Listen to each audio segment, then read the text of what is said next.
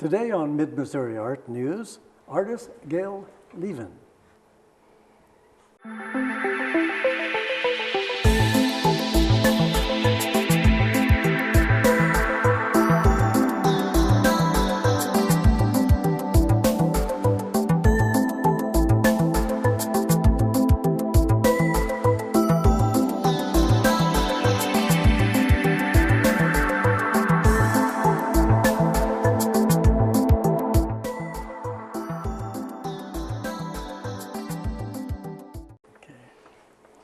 Welcome to JCTV Mid-Missouri Art News, supported by many art enthusiasts coming to you from the capital city of Missouri, Jefferson City. I'm your host, Rick Jey, with a special guest returning to the round table today, artist Gail Leivian.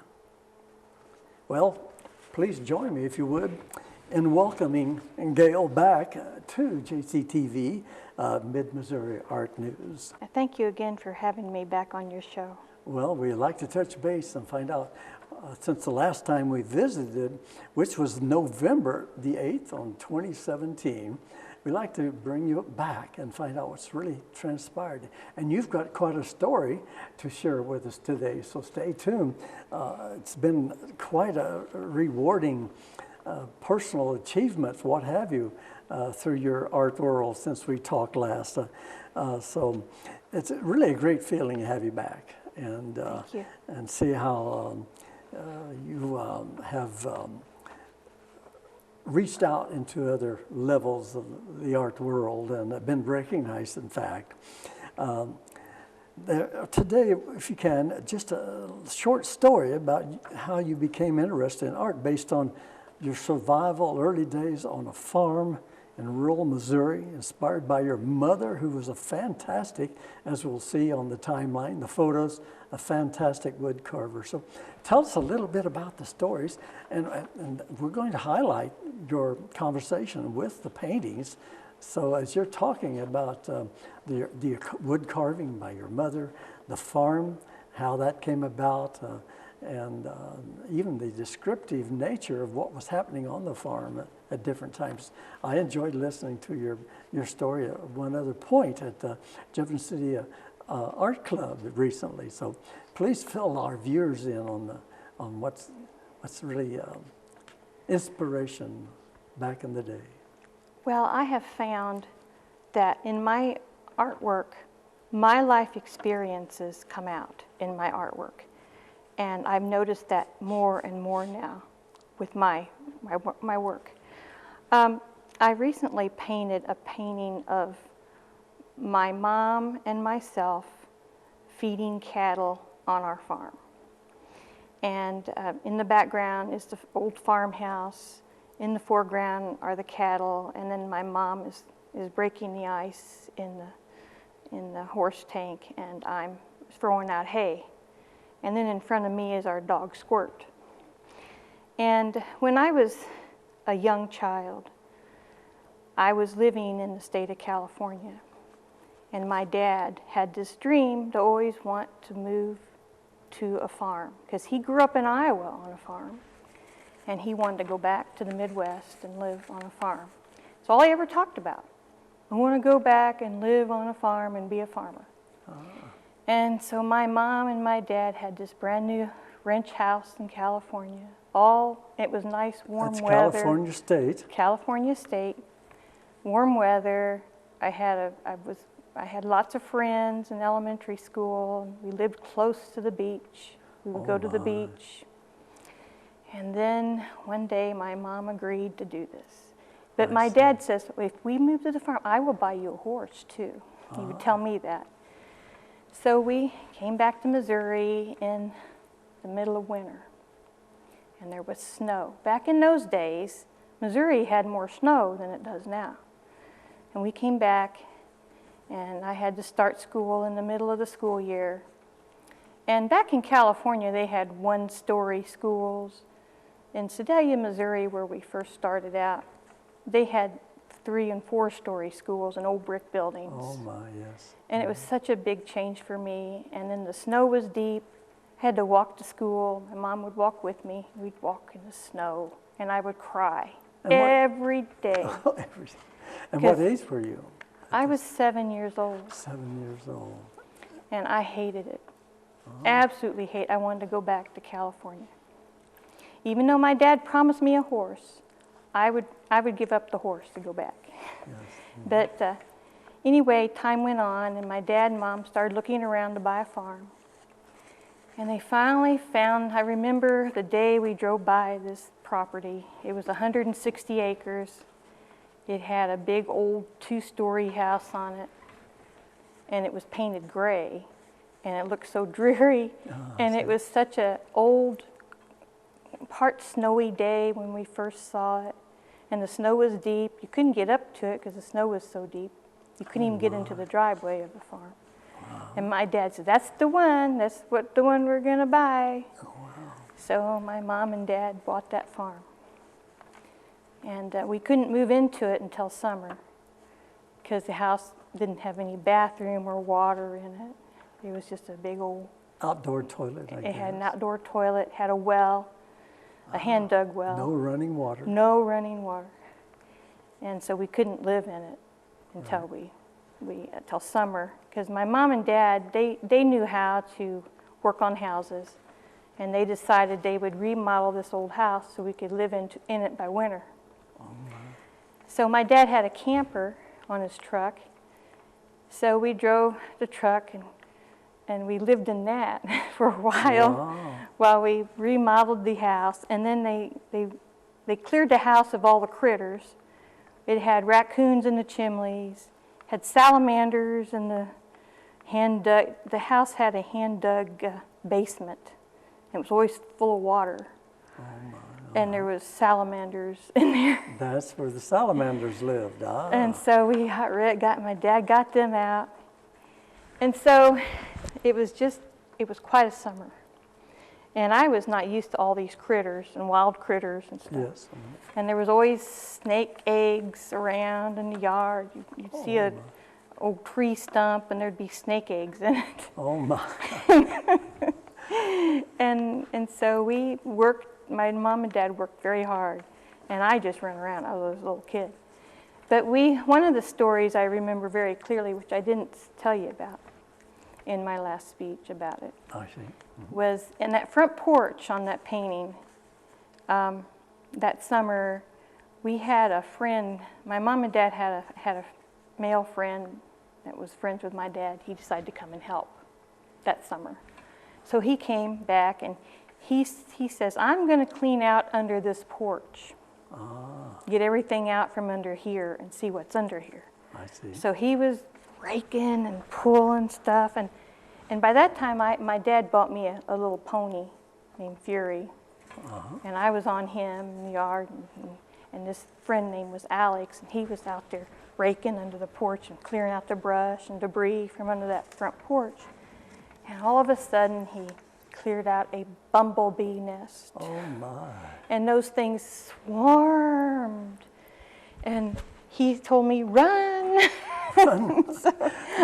Giddy up, Giddy up. So one of them got my horse and stung it. My. And the horse bucked me off. I see. And I fell off. And then I started running. I didn't get hurt. And I started running, and the horse started running. We ran and we scattered. Oh, my. And Alex, he was right there, and they were all after him. Yes. So he ran into the house. And there was one of them that got in that was chasing him. And he ran up the stairs. And he was closing doors, but the bumblebee kept chasing him. Finally, he ended up in the back bedroom, and it got him. Well, that's quite a story. Well, you had outbuildings, and the winter, I guess, then you really, there was a favorite bull, and you had some cattle, you had a sister. Well, my mom and I was an only child, and my mom and I, every day after school, I would help my mom feed the cattle. See, when you start up a farm, it's really expensive. And my dad had to get another job in Lee Summit, Missouri. So he drove every day, 60 miles one way, from Lamont, Missouri to Lee Summit, Missouri, worked at Western Electric. I see. Which is now AT&T. So he was working there, and so that left my mom and myself alone on the farm. So we'd go out every day. Well, she would feed in the mornings by herself. Then I would go out every day and help her when I got home from school. And then this one painting, I have my skirt on, and I would just put my feet in some big rubber boots. And a lot of times those old farm lots would have snow in them, and the cattle walking in them made it slushy and muddy.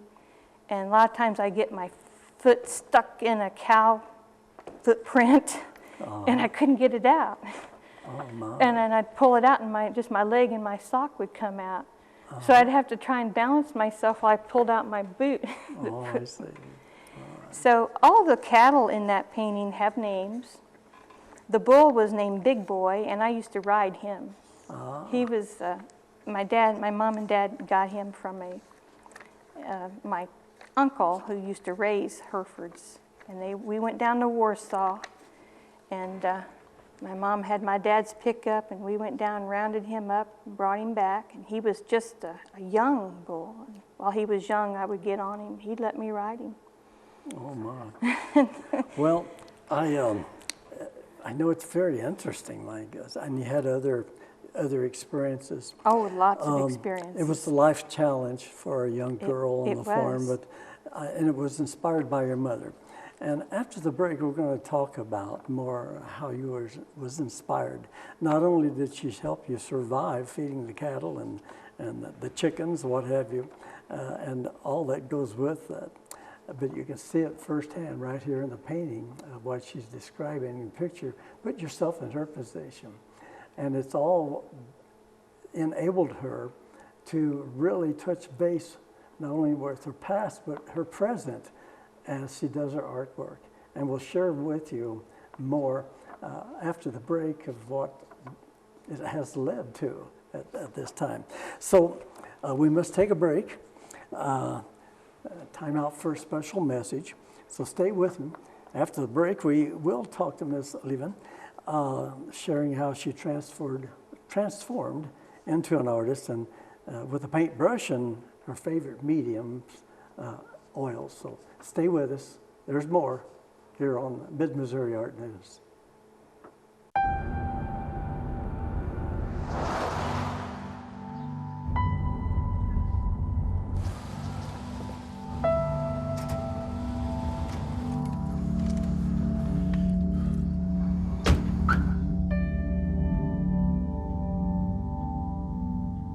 Talking to your kids about finishing school isn't easy, just necessary.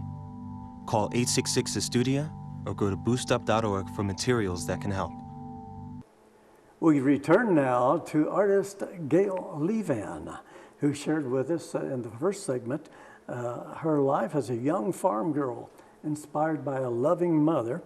And Gail now will share with you how she sought an education, work experience, and finally an artist of the oils medium and the position she is in today as an artist. So Gail, please take us back to the farm and then bring us up to date. Okay. Well, back on the farm, my mom would have my dad pull up logs from the field, and she would do carvings, which is what her medium was. She dabbled in oils, and she was good, but her love was working with wood. And you can see in some of the photographs what she has done. And she inspired me just by watching her carve. But my love was always drawing horses. That's all I would do is I would take a sketch. If anybody gave me a sketchbook for Christmas, I would fill it full of horse drawings. That's what I did. And so as time went on, I went on to college and got a degree in mass communications from Central Missouri University, and got married, and had my children. Mm-hmm. And so then went on and went to University of Evansville for a short time and took painting there. But before I went there, I was working at the Division of Family Services in Pettis County.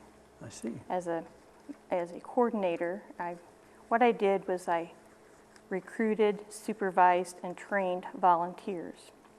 And what we did was we did programs to help people in the county with their problems. And one of the things we did was the Mayor's Santa Claus Fund, where we would help needy families with Christmas baskets and Thanksgiving baskets. And one of the things that I did with my skills until now I hadn't had any training in art. You know, so I just had this natural ability like my mom did with her carving. And so I drew our ornaments to put on the mayor's tree. So if somebody donated money, they would receive an ornament with their name on it. Excellent. And we would go down and put it on the mayor's tree. And the mayor's tree would always get really full every year. So we did that. And another thing we would do is the annual ice cream freezing contest in July. And that's where we would have teams come and enter. And they would make homemade ice cream with hand crank ice cream freezers there in Liberty Park in Sedalia. And then I would recruit politicians and people to come and judge the ice cream. I see. And we've had people like Harriet Woods come and James Kirkpatrick come. Oh, sure. Judge. Secretary of State. Secretary of State. And so we also did that and raised money doing that. And every year I'd have to send out entry forms. And I would do my own artwork on the entry forms. Right, I see. And then another thing that I did every month, I would write a newsletter that I would send out to volunteers in Pettis County and also volunteer groups. I would do my own artwork on that too. I see. So your artwork really began from your own skills that you was born with, that you incorporated into these different program functions or planned activities, fundraisers, for example. Right. And all that time, I never owned an oil paint. Oh my. Never owned a paintbrush. Oh my. I would use markers and when I drawings. first met you, then I saw some of your artwork, which is really come around to some of the nicest, greatest works that you can see, as you'll see. And so when I first met you, you offered to do a painting of my Doberman Pinscher, Sir, which we all seemed to fall in love with. And you was talking about, was that one of your first oils? No. What happened was, back in Pettis County, I was a field instructor for social work students in Pettis County from the students from Central Missouri University. And I would get 2 a semester, and they would come, and I would supervise them and teach them. And one of the students saw my own creative ability. She said, "Gail, you need to go to oil painting class with me." And so I said, "Okay, I'll try it." So I went down with her one evening, and it was a lady, and I really regret I forgot the lady's name. But she taught, like she would have a painting up and we would just follow. She would paint and we would follow. Excellent. So that's how I started oil painting. And my very first oil painting was a picture of a little house in the snow. House in the snow, I see. So you learned shadows and controlling the lights? Well, not really. Not really. We just followed her. Right. And so then after that, I ended up going to the University of Evansville to work on a master's degree in socialism. And so while I was there, I thought, well, I'm going to take some painting classes, because I really fell in love with painting from going to that Sedalia class. I was really loving it. I was painting my own stuff by then. You was bitten. I was bitten. And I went there and I got into that oil painting class, and it's a wonder they even let me in it to begin with, because I wasn't an art student and I hadn't had any experience. And I went in and I saw all these art students and I thought, oh, how am I going to pass this? Oh, I see. Right. But I did, and I remember the first thing we had to paint was a bowling ball pin. Oh my. Well, then to move along, you did finally advance into other paintings, and you finally offered to paint a Sir, the Doberman Pinscher, and you were just sharing with me that you was somewhat inspired. It was so good that you was inspired, I Jerry, guess. I was sitting by you in that meeting, Yes. in the art club meeting. Yes. And I was sitting by you, and you had pictures of Sir on your phone. I couldn't help but see this fantastic animal, and of course my love for horses. Yes. You know, I loved good-looking horses, and I Right. thought it was a good-looking dog. He reminds me of a horse sometimes, the same behaviors. And I thought, I got to paint that dog. Even if I can't do it, I still got to try. Yes. So I asked Ray if I could paint his dog, and he said yes. You were very nice to allow me to do that. Yes. And it turned out great. It turned out great. I have it over my bed. Yes, I worked really hard on it. So from that point on, you painted the scene, the farm scene, that we'll see. Other paintings that we'll be taking a look at. But then you loved horses, and you wanted to paint a steeplechase. Tell us the story on the steeplechase, and we'll let people, our viewers, know where that ended up. Well, as a little 2019. girl, being a horse lover, I always loved the movie National Velvet. And I always wanted to ride a jumper, have a horse like that. And I thought, well, if I can't never have a horse like that, I'm going to paint horses like that. I see. So I started painting these horses jumping, and then I kept adding more horses into the painting. But one thing I started doing with my oil painting, because I really started into glazing, and which I've never really done much of that before. And I started reading up on the masters, how they glazed and some of their techniques. And one artist that I read about, Maxfield Parrish, with his glazing technique, I thought, well, I'm going to try this on my steeplechase painting. So he started out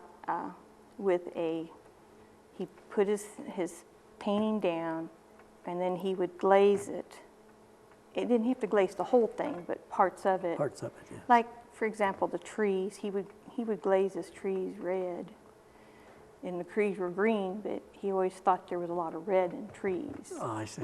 So I started doing Which that. is a compliment to the green. Yes, and it turned out great. Yes. Well, it turned out so great, ladies and gentlemen, that it made the top 50 at the Missouri State Fair in this current year, 2019. And you know about that, I sent that in, and when I received a letter in the mail, I couldn't open it. Oh, my. I had to have Jim open it for me. And when he read it and it said I was accepted, I started crying. Oh, excellent. I was so surprised. Yes, it was that you finally was validated. Same with me. I received a letter. I didn't know if it was going to be positive or negative. And when I did finally open it up after, at some point you need to be validated at some point, just a reassurance that when you're painting with a brush, something's happening. So yes, I can understand that. Now, your steeplechase and your farm scene is now hanging at the Hawthorne Bank in Jefferson City on the right off of the Truman Boulevard facility. And so you want to see it live, go into the bank. It's on the timeline here, and many times, so we'll really get an idea of what it's all about. Well, real quick, as we wind things up, any future plans and projects that's coming up? Well, I've been working on plein air, which is like painting outside in nature, and I really love it, and I have some samples which I've sent you of what I've done.